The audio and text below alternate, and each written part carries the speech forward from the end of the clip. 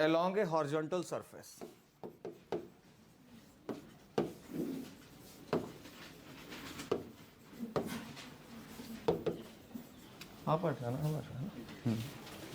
along a horizontal surface. ठीक है, अब हॉरिजॉन्टल सरफेस कैसा होता है? जैसे हमारा ये टेबल है, ठीक है, अब यहाँ पे ये गिलास रखा हुआ है, इस ग्लास का कोई वेट है, ठीक है, वेट होगा वर्टिकली डाउनवर्ड, ठीक है, और जो नॉर्मल रिएक्शन लगेगा दैट इज वर्टिकली, ठीक है। मैं इसके ऊपर फोर्स लगा रहा हूँ इस डायरेक्शन में, तो फोर्स ऑफ फ्रिक्शन लगेगी इससे ऑपोजिट डायरेक्शन में। तो इसको अगर डायग्राम से रिप्रेजेंट करना हो तो ये आ गया कोई हॉरिजॉन्टल सरफेस, है ना, इसके ऊपर ले लिया हमने एक कोई बॉक्स ले लिया, कोई बॉडी ले ली, ठीक है, जिसका वेट नीचे को, ठीक है, नॉर्मल रिएक्शन ऊपर को, अप्लाइड फोर्स इधर को, ठीक है, और फोर्स ऑफ फ्रिक्शन इस तरफ को। इतना था, सिंपल है ना। अब ये बॉडी चली, ठीक है, मान लो बॉडी चली और इसने डिस्टेंस कवर किया, यहां पहुंच गई, इसने डिस्टेंस कवर किया s, ठीक है। तो इस अब ये कोई भी बॉडी चलेगी, हमने यही पढ़ा है कि फोर्स लगी, कोई बॉडी चली, उसकी डिस्प्लेसमेंट। तब जब हम वर्क की बात करते थे हम फोर्स ऑफ फ्रिक्शन को इग्नोर करते हैं, हम फोर्स ऑफ फ्रिक्शन को इग्नोर करते हैं, हम कभी बात नहीं करते बीच में जब हम लिखेंगे W is equal to F into S. कभी किसी ने बताया कि यहाँ फोर्स ऑफ फ्रिक्शन भी होगी? नहीं बताया किसी ने भी, ठीक है। तो हम इसको इग्नोर करते हैं जब हम नॉर्मल डेफिनेशन ऑफ वर्क देते हैं। पर अब हम पढ़ने जा रहे हैं वर्क डन अगेंस्ट फ्रिक्शन, ठीक है। तो इसमें हमने एक ब्लॉक ले लिया जिसका मास कितना है, m है, तो इसका वेट कितना हो जाएगा, mg हो जाएगा। चलिए देखते हैं आगे, ठीक है। Mu K is the coefficient of friction, coefficient of the kinetic friction. तो हमने कल पढ़ा था F is equal to mu K into R, ठीक है। बट R किसके ऑपोजिट है, mg के, ठीक है। तो मतलब but R is equal to mg, we can write here F is equal to mu k into mg आ जाएगा, ठीक है। ये तो आ गई हमारे पास फोर्स। अब जब बॉडी चल रही है, ठीक है, अगर बॉडी चल रही है और उसकी कोई एक्सेलरेशन नहीं है, body is moving without acceleration, मतलब उसकी वेलोसिटी क्या होगी उस समय, कांस्टेंट। तो आप ऐसा बोल सकते हो कि body is moving with constant velocity, ठीक है। तो उस केस में क्या होगा, applied force force of friction के इक्वल होगी, applied force force of friction के इक्वल होगी, ठीक है। तो इस इक्वेशन से हम देख सकते हैं F क्या था, म्यू के mg, और F किसके इक्वल है अभी, P के, ठीक है। तो P भी क्या आ जाएगा हमारे पास, म्यू के mg आ जाएगा, ठीक है। अब वर्क क्या होगा, वर्क होगा अप्लाइड फोर्स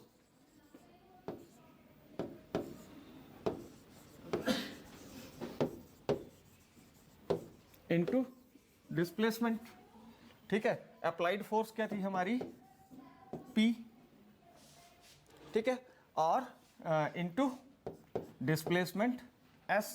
तो हमारे पास W वर्क क्या आ जाएगा, P कितना है, mu K mg into S, इतना वर्क होगा।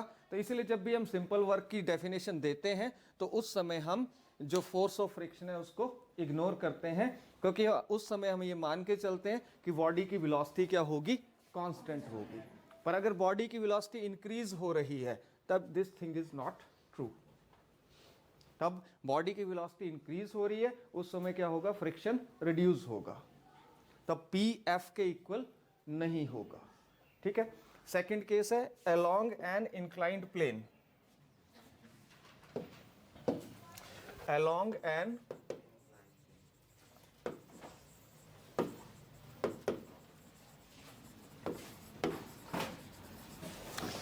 Inclined plane.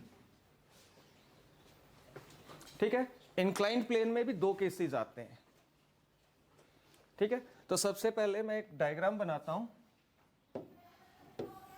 This is the inclined plane,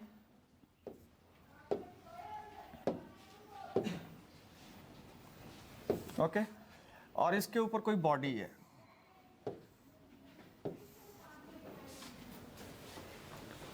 अभी हम ये बात नहीं करेंगे बॉडी कहाँ जा रही है, ऊपर जा रही है, नीचे जा रही है। दोनों केसेस हो सकते हैं ना, या गाड़ी चढ़ाई चढ़ रही है या गाड़ी चढ़ाई उतर रही है ना। तो अभी हम बात करेंगे, तो इसका वेट जो होगा, इस बॉडी का वेट जो होगा, that will be vertically downward.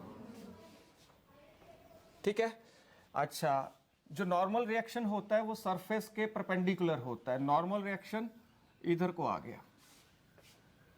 ठीक है, और ये जो वेट होगा, ठीक है, ये जो वेट होगा, ये कितना होगा, mg।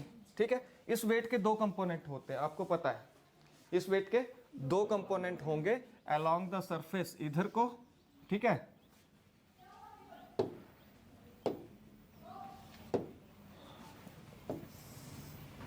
ठीक है, इसको बोलेंगे mg साइन थीटा। ठीक है, और दूसरा कंपोनेंट होगा opposite to the normal reaction. ठीक है, तो ये आ गया आपका नॉर्मल रिएक्शन, और ये आ गया mg कॉस थीटा, और ये एंगल होगा आपका थीटा, और ये एंगल, ठीक है, और ये आ जाएगा आपका mg साइन थीटा। ठीक है, अब इसके बाद है कि बॉडी कहां को जा रही है, ऊपर को जा रही है या नीचे को जा रही है। अगर ऊपर को जा रही होगी तो अप्लाइड फोर्स की डायरेक्शन ऊपर को है ना, और फोर्स ऑफ फ्रिक्शन। ठीक है, अगर बॉडी नीचे को जा रही है तो अप्लाइड फोर्स नीचे को और फोर्स ऑफ फ्रिक्शन। क्लियर हुआ? अब बहुत सिंपल है। तो हम बात करेंगे अलोंग इंक्लाइंड प्लेन, तो इसमें भी मेरे पास टू केसेस आते हैं। फर्स्ट केस ए, ठीक है, when block is moved up,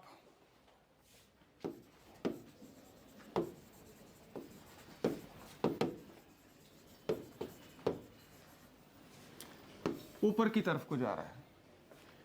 ठीक है, जब ब्लॉक ऊपर की तरफ को जा रहा है, ठीक है, तो फोर्स ऑफ फ्रिक्शन वो देखना पड़ेगा हमें। हाँ, वो होगी डाउनवर्ड। तो पहले तो हम फोर्स ऑफ फ्रिक्शन की बात कर लेते हैं। फोर्स ऑफ फ्रिक्शन को क्या लिखेंगे, F is equal to mu K into R.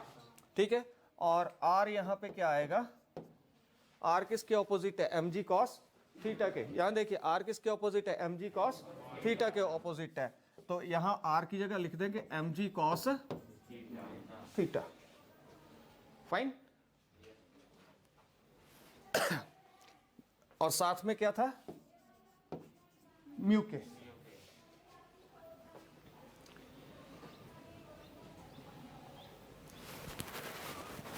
ठीक है, और ये फोर्स ऑफ फ्रिक्शन जो होगी किस डायरेक्शन में होगी,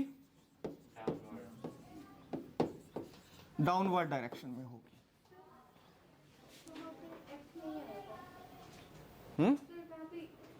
यस यस यस, ठीक है, आर ना इंटू, हाँ हाँ, mg cos theta. Very good,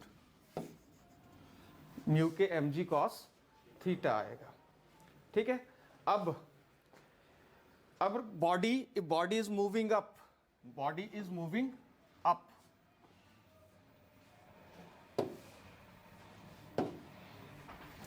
अब बॉडी ऊपर की तरफ को जा रही है।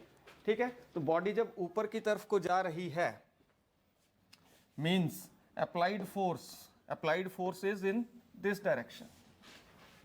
ठीक है, अप्लाइड फोर्स को हम लेते क्या है, P। क्या लेते हैं, P लेते हैं।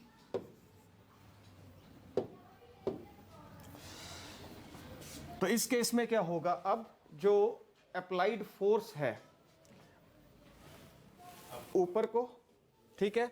फोर्स ऑफ फ्रिक्शन हमारी डाउनवर्ड, ठीक है, फोर्स ऑफ फ्रिक्शन हमारी डाउनवर्ड, वो भी इसी डायरेक्शन में होगी, है ना।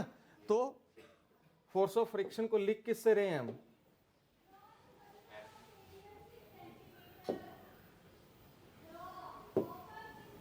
फोर्स ऑफ फ्रिक्शन को लिख किससे रहे हैं हम, एफ से लिख रहे हैं यहां पे, F.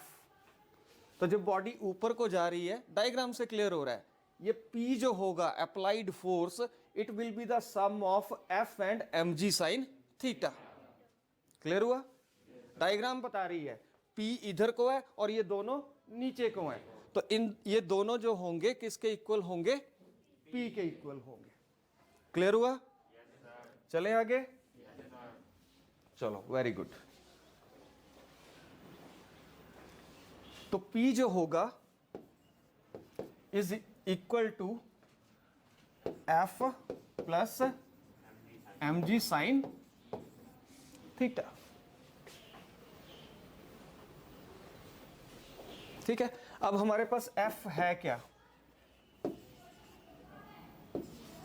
Mu K mg cos theta plus mg sine theta. ठीक है, अब इन दोनों में क्या mg कॉमन है, mg आप बाहर ले लो, तो mg कॉमन आ गया, अंदर क्या रह गया, mu K cos theta plus sine theta.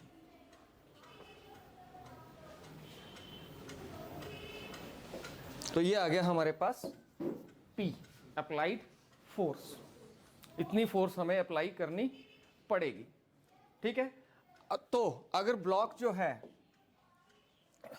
Is moving up, if block is moving up, मैं लिख नहीं रहा हूं, तो क्या होगा, कितना वर्क होगा, वर्क क्या होगा, अप्लाइड फोर्स इनटू डिस्प्लेसमेंट। ठीक है, तो अप्लाइड फोर्स अभी हमने कितनी निकाली, mg कॉमन आ गया, mu K cos theta plus sine theta into S. अब दूसरा केस देखते हैं। ठीक है, दूसरा केस क्या है, when block is moving down.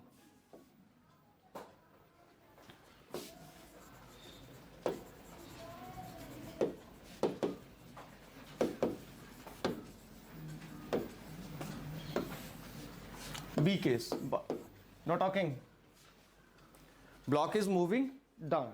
ध्यान से समझना, बहुत इजी है।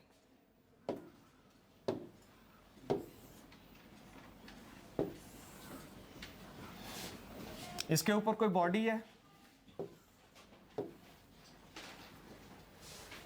ओके, फिर से वेट वर्टिकली डाउनवर्ड। ठीक है, for this side normal reaction, this side mg cos theta, this side mg sin theta. Now body is moving downward, means applied force is a P जो है that is this side, then normal reaction will be force of friction will be opposite side, ऊपर की तरफ को, यही होगा। अब देखिए F जो होगा that is P plus mg sine theta, है ना। ये क्या है, फोर्स ऑफ फ्रिक्शन, ये क्या आ गई, अप्लाइड फोर्स, ये है mg साइन थीटा, और ये क्या है, mg कॉस थीटा है, और ये क्या है, खुद mg है, और ये है नॉर्मल रिएक्शन। क्लियर? तो इस केस में क्या होगा, फोर्स ऑफ फ्रिक्शन फिर वही रहेगी। फोर्स ऑफ फ्रिक्शन हमने निकाली थी, फोर्स ऑफ फ्रिक्शन हमारे पास क्या आई थी, F is equal to mu K mg cos theta आई थी। तो यहां पे आपको पता है ये F जो होगा, F will be equal to P plus mg sine theta.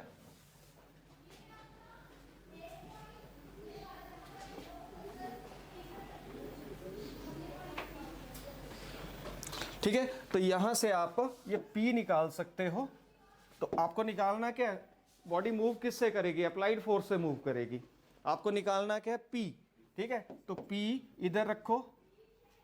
ठीक है, P को इधर ही रहने दो, mg साइन थीटा को दूसरी साइड ले आओ। तो P मैंने एक साइड रहने दिया, तो दूसरी साइड क्या था, F। mg को मैं दूसरी साइड ले आया, minus mg sine theta. F है क्या हमारे पास, mu K mg cos theta minus mg sine theta. mg common है दोनों में। ठीक है, तो mg कॉमन ले लो। ठीक है, तो mu K cos theta minus sine theta, ये आ गया हमारे पास अप्लाइड फोर्स। ठीक है, तो वर्क डन निकालना है, तो अप्लाइड फोर्स इनटू डिस्प्लेसमेंट है ना। इफ S इज डिस्प्लेसमेंट, तो वर्क क्या आ जाएगा, W is equal to P into S. P हमने क्या निकाला अभी, mg into mu K cos theta minus sine theta. तो ये आ गया हमारे पास वर्क।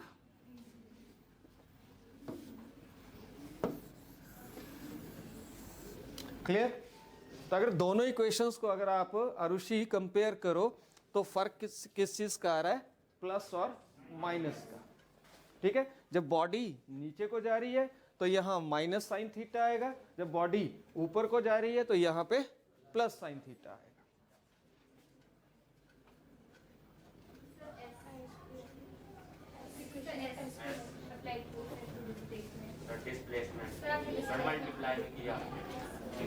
अच्छा ओके, साथ में एस भी आएगा।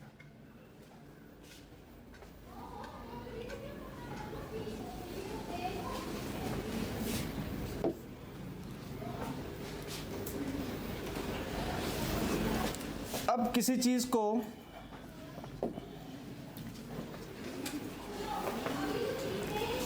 स्लाइड करना इजी होता है या किसी चीज को रोल करना इजी होता है।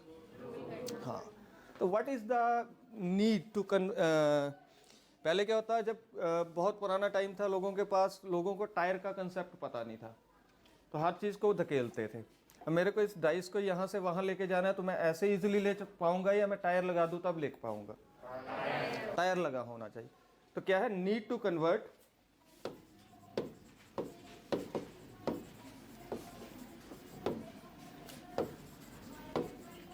sliding friction into rolling friction।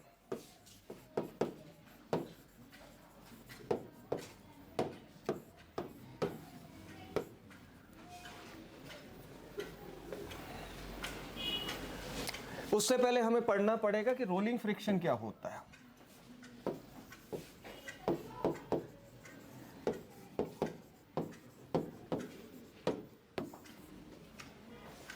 Rolling friction क्या होता है। ठीक है, रोल किन किन चीजों को कर सकते हैं, हम स्फीयर को रोल कर सकते हैं, हम सिलेंडर है उसको रोल कर सकते हैं, है ना। ठीक है, आप बोलोगे हम सर्कल को रोल कर सकते हैं, टायर। ठीक है, इन चीजों को हम रोल कर सकते हैं।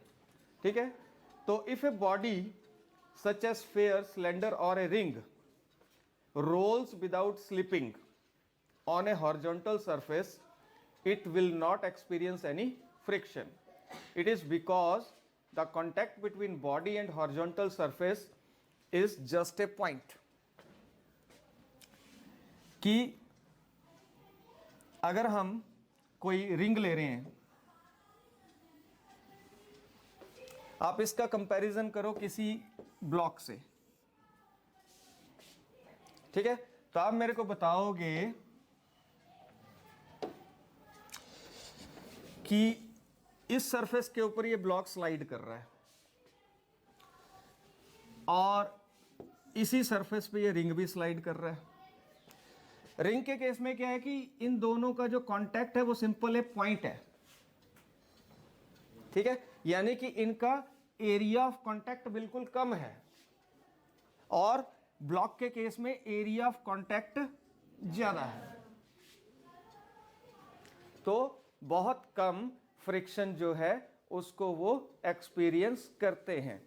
Therefore in absence of friction the body should roll with constant velocity, ठीक है। However in practice it does not happen so. In order to keep the body rolling, some force has to be applied. It means there is some friction, okay, present, which opposes the rolling motion, and this friction is called rolling friction. इस friction को हम कहेंगे rolling friction. चलो read करो एक बार इसी paragraph को। Anyone? Time waste मत करो, रीड करो यहाँ से। Rolling friction. In principle, if a body such as sphere, cylinder or a ring rolls without slipping on a horizontal surface, it will not experience any friction. It is because the contact between the body and the horizontal surface is just at one point. Therefore, in absence of friction, the body should roll with constant velocity. However, in practice, it does not happen so. In order to keep the body moving, some force has to be applied. It implies that some friction is there, which opposes the rolling friction.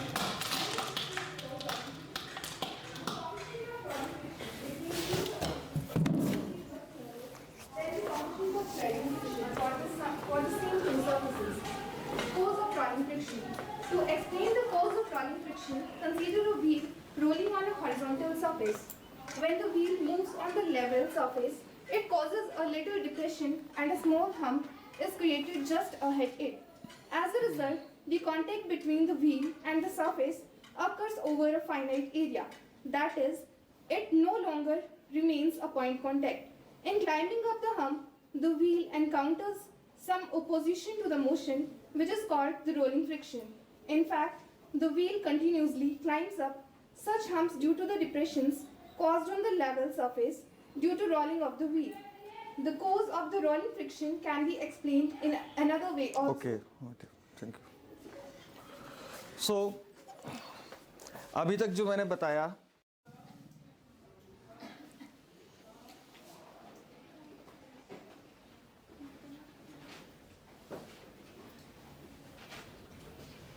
ठीक है। Next है by converting sliding friction into rolling friction. वो हम discuss कर चुके हैं कि sliding friction is greater then rolling friction. तो जहां पे भी अगर मेरे को इस टेबल को खींचना है, रोज खींचना है, एक दिन तो मैं ले जाऊंगा, अगर मुझे रोज ही खींचना है तो मुझे इतना जोर लगाने कि मैं इसके नीचे टायर लगा दूंगा, जिससे मैं स्लाइडिंग फ्रिक्शन को किस में कन्वर्ट कर दूंगा, रोलिंग फ्रिक्शन में कन्वर्ट कर दूंगा, और जिसके कारण मुझे इसको मूव करना क्या हो जाएगा, बहुत ईजी हो जाएगा। ठीक है। उसके बाद अब बाई स्ट्रीमलाइनिंग। अब स्ट्रीमलाइनिंग मतलब giving typical shape in front, giving typical shape in front. ठीक है। अब उसमें क्या करते हैं स्ट्रीमलाइनिंग में, आपने देखा, आप देखते हो व्हीकल देखते हो, नई नई कारें आ रही हैं, उनके डिज़ाइन नए नए होते हैं।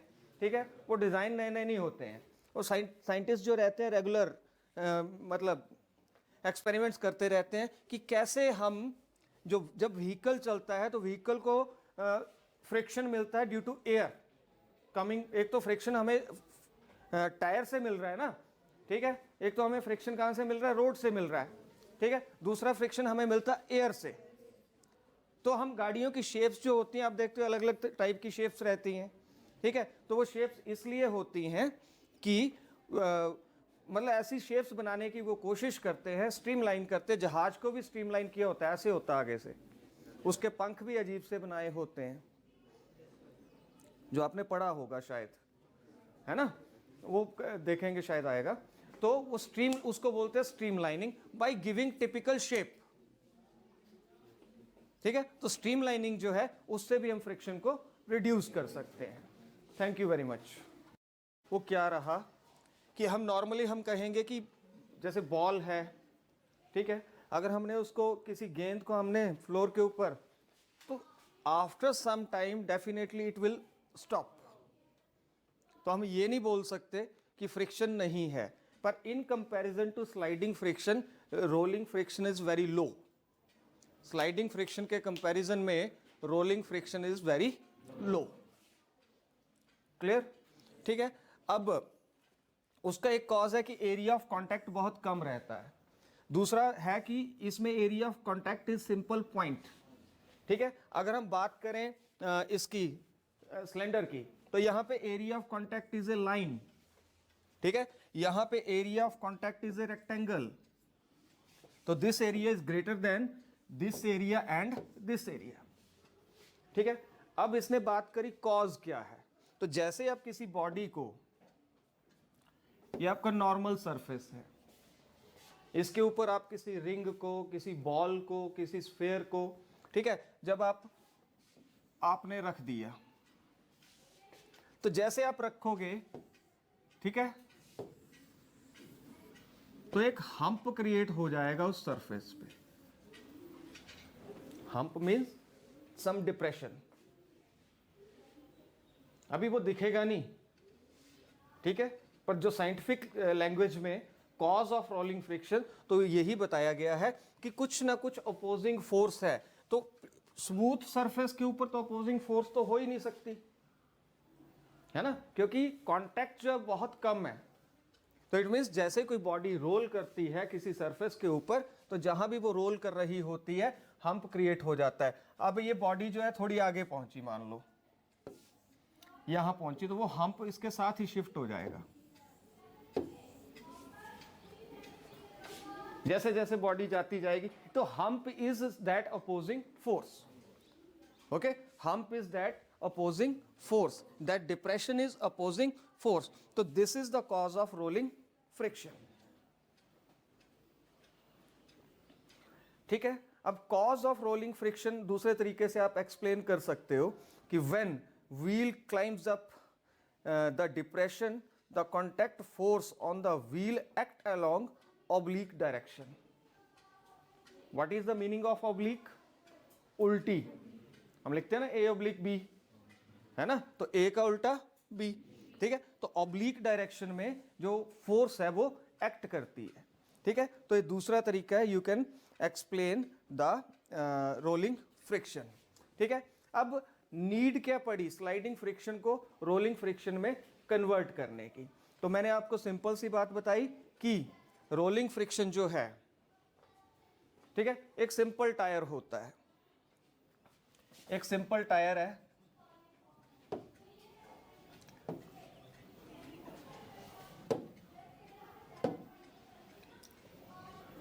ठीक है, सिंपल टायर है, और एक टायर होगा जिसमें आप देखोगे क्या बोलते हैं उसको, बेरिंग होता है ना। एक सिंपल आप टायर बना लो और एक टायर ऐसा बनाओ जिसमें बेरिंग होगा। ठीक है, तो कौन इजीली मूव करेगा? बेरिंग वाला टायर इजीली मूव करेगा।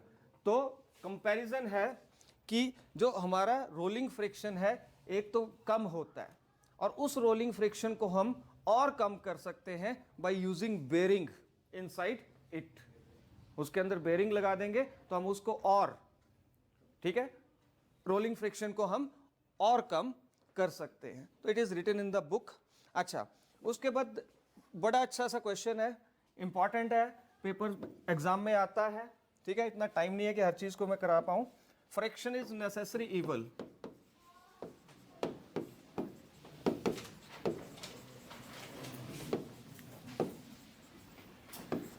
इवल होती है बुराई, नेसेसरी जरूरी।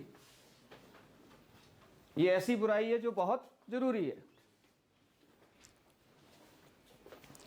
Friction is necessary evil. तो सबसे पहले फ्रिक्शन जो है, it is non conservative force. Friction is non conservative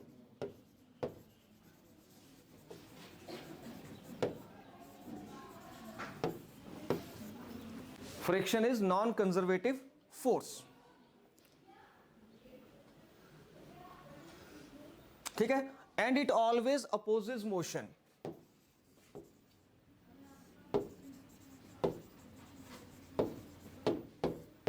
It always opposes motion. Friction is non-conservative force and it always opposes motion. ठीक है, फ्रिक्शन के एडवांटेजेस भी होती हैं, एडवांटेजेस के कारण ये नेसेसरी है और डिसएडवांटेजेस के कारण ये एक इविल है। ठीक है, तो सबसे पहले हम डिसएडवांटेजेस को मैं डिस्कस कर लेता हूं। Friction helps us to walk. Friction के कारण हम चल पाते हैं। ठीक है, it helps us to walk. ठीक है, when we press the ground, हम ऑलरेडी डिस्कस कर चुके हैं, when we press the ground with our foot backwards we get forward reaction, है ना, वी गेट फॉरवर्ड रिएक्शन। जैसे ही हम अपने पैर से पीछे की तरफ को हम फोर्स लगाते हैं तो हमें एक रिएक्शन मिलता है, वो जो कि फॉरवर्ड डायरेक्शन में होता है। ठीक है, due to friction between foot and the ground. जहां पे फ्रिक्शन नहीं होगा वहां पांव रखोगे भी ना तो आप सिर्फ स्लिप होते रहोगे, यू कैन नॉट वॉक। एक ही जगह पे आप स्लिप होते रहोगे, आपको फॉरवर्ड रिएक्शन नहीं मिलेगा and you can not walk. Okay, अच्छा, दूसरा है friction helps us to write on blackboard और on paper. Friction helps us to write on the blackboard and on the paper. अब यहां पे मैं स्मार्ट बोर्ड पे लिख रहा हूं, यहां टेक्नोलॉजी आ गई, ठीक है, फिर भी there should be the friction between this and this glass. Okay, अगर ये फ्रिक्शन नहीं होगा तो मैं इसके ऊपर लिखता रहूंगा, कुछ लिखा नहीं जाएगा। Okay, third, friction helps us to tie knots in the strings and ropes.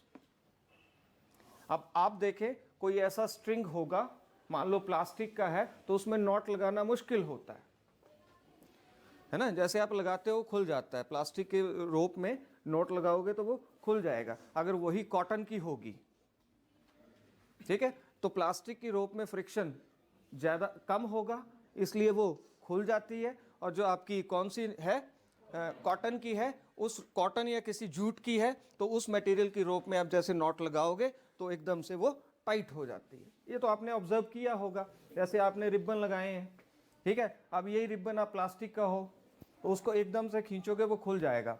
Cotton का होगा तो you have to put greater force. ठीक है, नेक्स्ट है ब्रेक्स, जो हम यूज करते हैं व्हीकल्स में। ठीक है, नेक्स्ट इज ब्रेक्स, जो हम व्हीकल में यूज कर रहे हैं टू स्टॉप द व्हीकल। ठीक है, तो वहां पे हाई फ्रिक्शन मटेरियल जो होता है वो यूज होता है।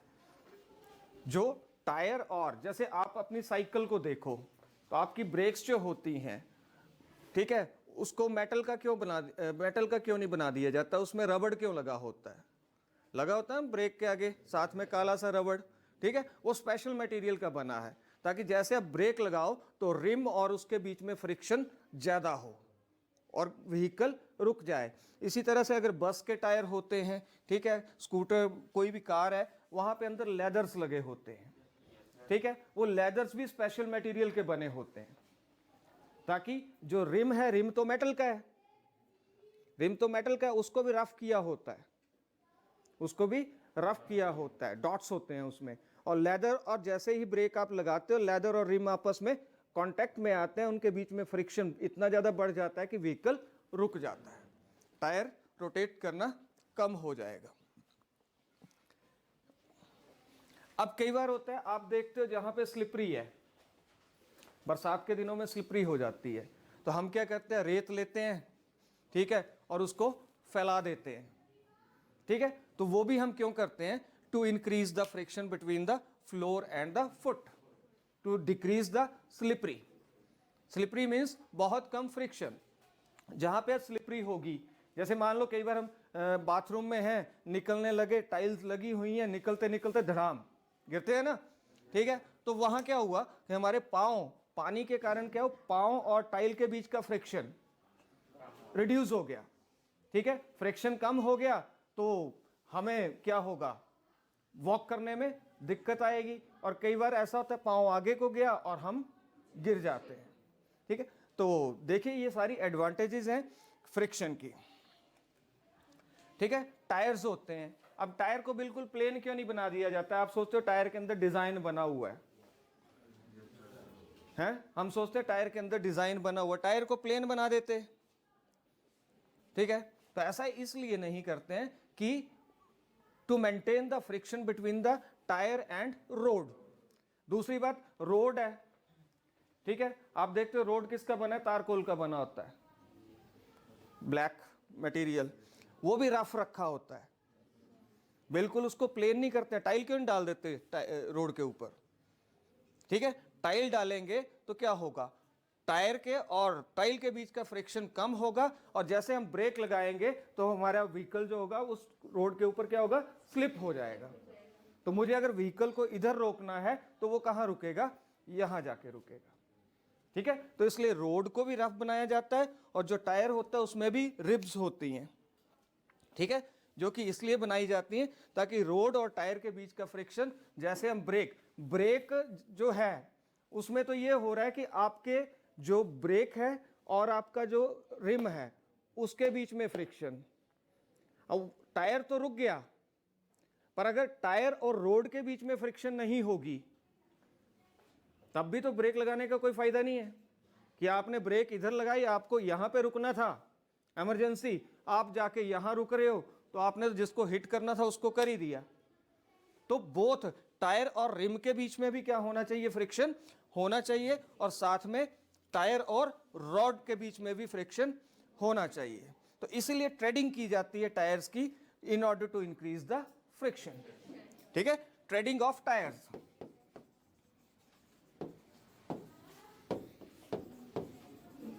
यहां देखा होगा आपने सब्जी मंडी के पास एक ट्रेडिंग की दुकान है टायर्स की, ठीक है। तो वहां ट्रेडिंग की जाती है। जब टायर जो आपका प्लेन हो जाए तो उसके ऊपर एक नई लेयर टायर की रबड़ की चढ़ा दी जाती है ताकि फिर से उसको हम यूज कर सके।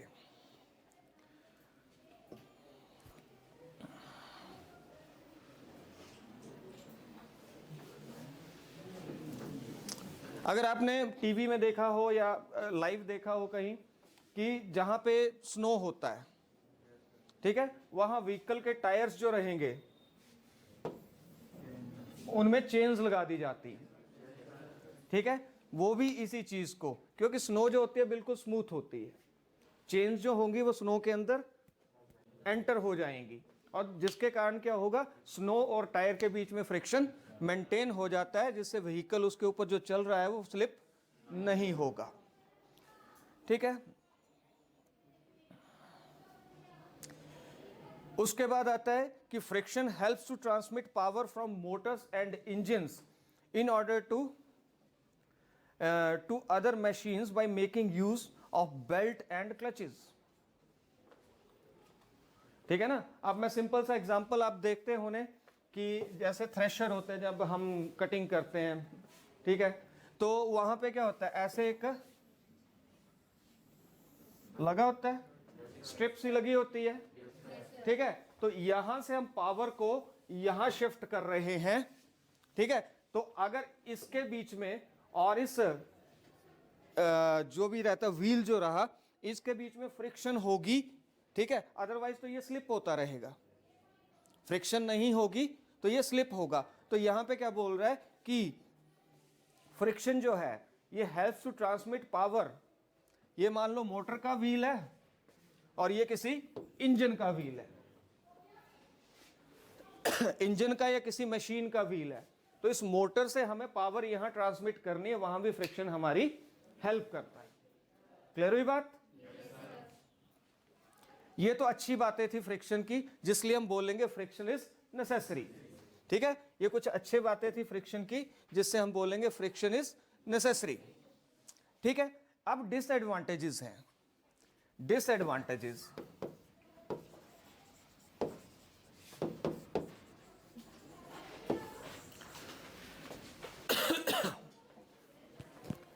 कुछ इसकी फ्रिक्शन की डिसएडवांटेजेस हैं, अब उसको भी समझने की कोशिश करते हैं। ठीक है, friction causes unnecessary wear and tear of the machinery.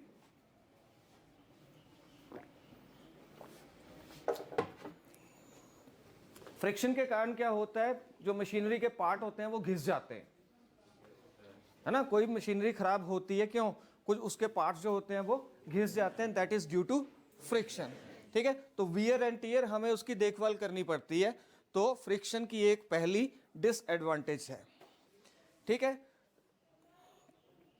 अगर फ्रिक्शन के कारण क्या होता है, कोई भी मशीन है उसके जो मूविंग पार्ट्स होंगे, कोई भी मशीन है उसके जो मूविंग पार्ट्स होंगे उनमें क्या होता है, हीट प्रोड्यूस होती है, उनमें क्या होता है, हीट प्रोड्यूस होती है और उन पार्ट्स की लाइफ कम हो जाती है।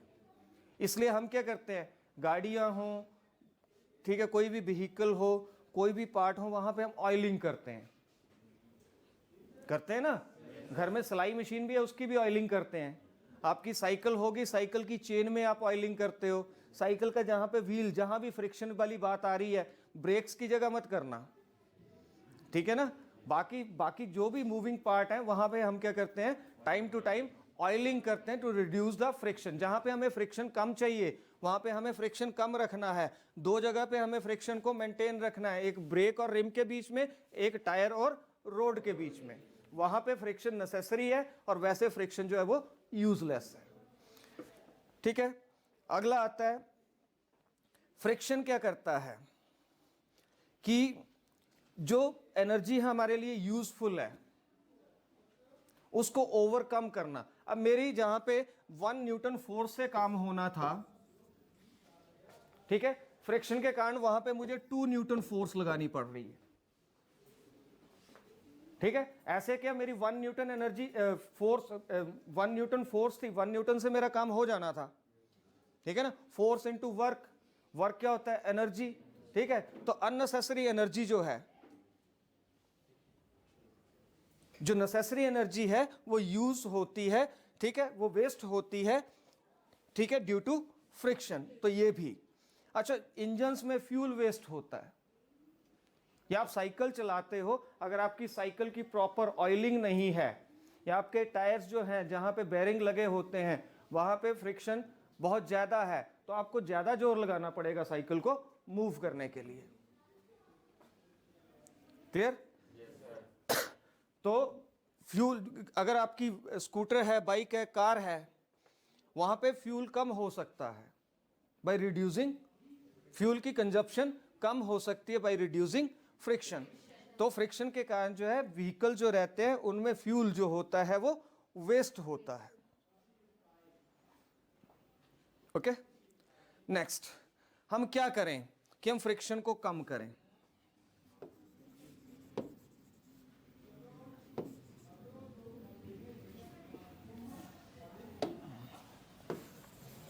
Methods to reduce friction.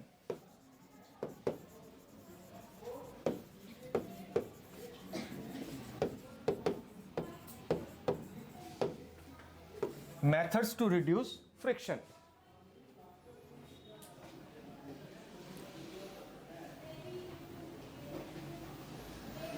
ठीक है, अब सबसे पहले प्रॉपर सिलेक्शन ऑफ मटेरियल्स।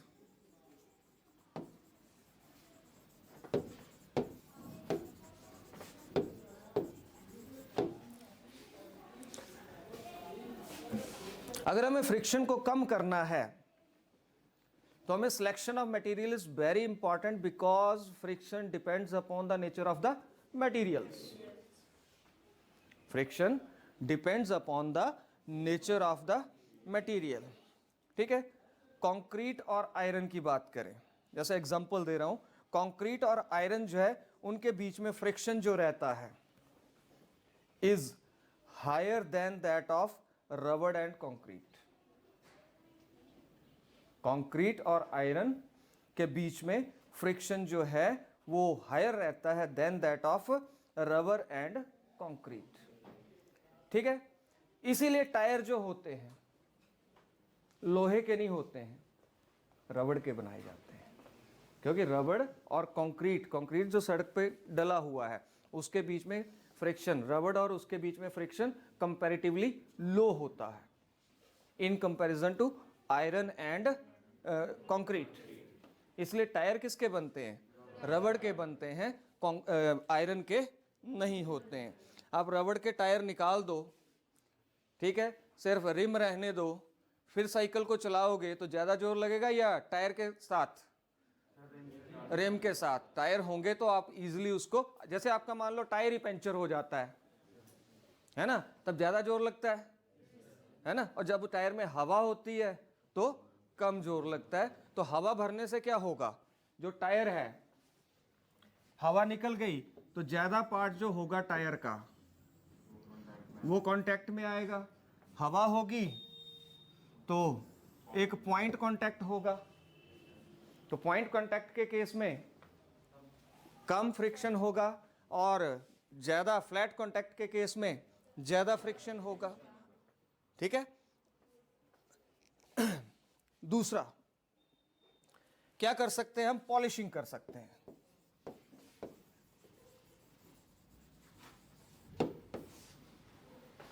दूसरा हम पॉलिशिंग कर सकते हैं।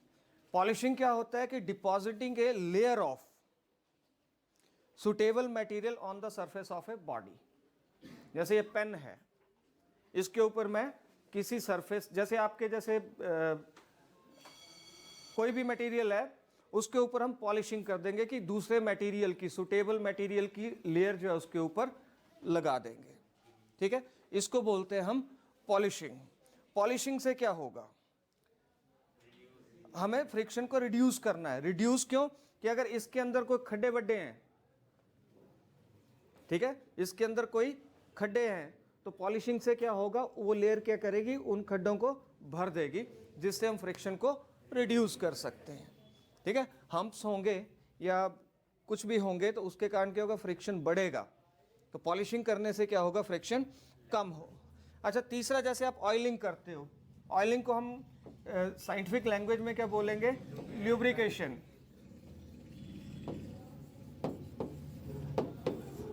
ल्यूब्रिकेशन बोलते हैं, ठीक है। ऑयल ल्यूब्रिकेशन किससे करते हैं? ऑयल से भी करते हैं और ग्रीस से भी करते हैं। तो ल्यूब्रिकेशन में क्या क्या यूज होता है? ऑयल और ग्रीस यूज होती है। फाइन। तो ल्यूब्रिकेशन भी किस लिए की जाती है? To reduce the friction by air Kishan.